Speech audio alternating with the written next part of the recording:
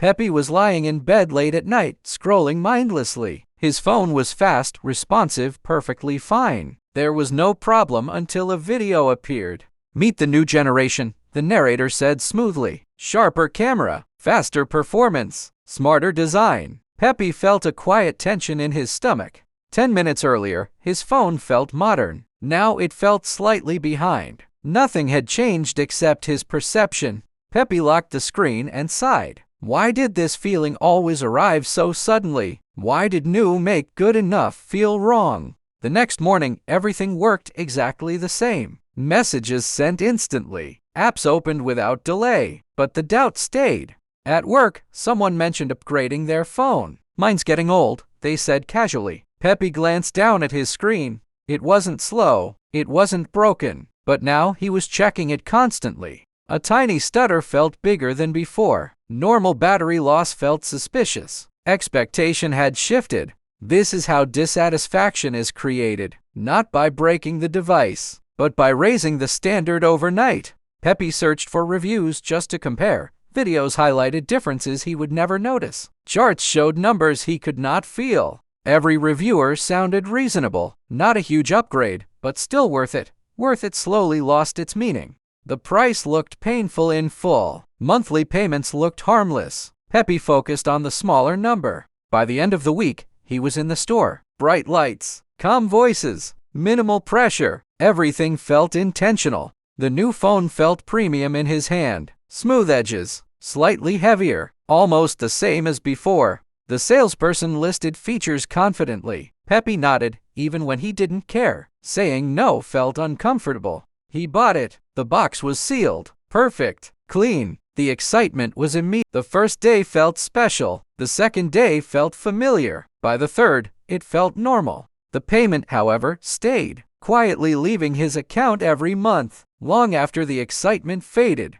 Pepe didn't feel smarter. He didn't feel faster. He just felt current. And that feeling wouldn't last. Next year, something newer would arrive, and this phone would suddenly feel old. Months passed, and life went on quietly. Pepe paid the bill without thinking every single time. It became part of the background, like rent or electricity. Then one morning, something unexpected happened. A small expense appeared where none was planned. Not big enough to panic, just big enough to matter. Pepe checked his balance twice. The numbers didn't lie, but they didn't explain either. Money was leaving faster than it was arriving. That's when the phone payment crossed his mind. Not as regret, not as anger, just as a quiet realization. The phone wasn't the problem. It never was. The problem was the lack of space it created.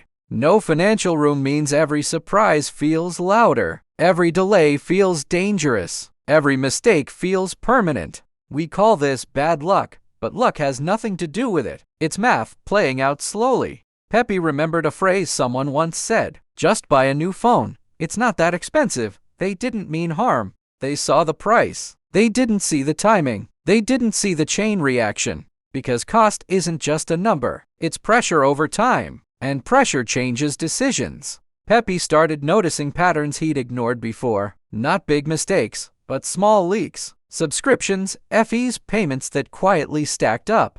Each one felt harmless on its own. Too small to fight, too normal to question. Together, they formed a cage. This is how modern debt hides. Not as panic, but as convenience. Not as chains, but as comfort. Pepe realized no one forced these choices on him. They were offered politely, wrapped in smooth interfaces and friendly language. Only $29 a month, a sentence designed to feel small, even when the total is anything but. The human brain isn't built for long math. It feels the present more than the future, and marketers know this better than anyone. Pepe didn't need a new phone. He needed space, room to breathe when life pushed back. That's when the idea of a buffer returned. Not exciting, not flashy, but quietly powerful. A buffer doesn't change who you are. It changes how problems behave. They shrink. They slow down. Without a buffer, every issue feels urgent. With one, urgency turns into choice. And choice is freedom. Pepe began thinking differently about money, not as something to spend or save, but as time, stored for later. Every dollar saved bought him silence. One less worry, one less sleepless night. The system didn't break overnight, and escaping it wouldn't be instant either. But the direction had changed.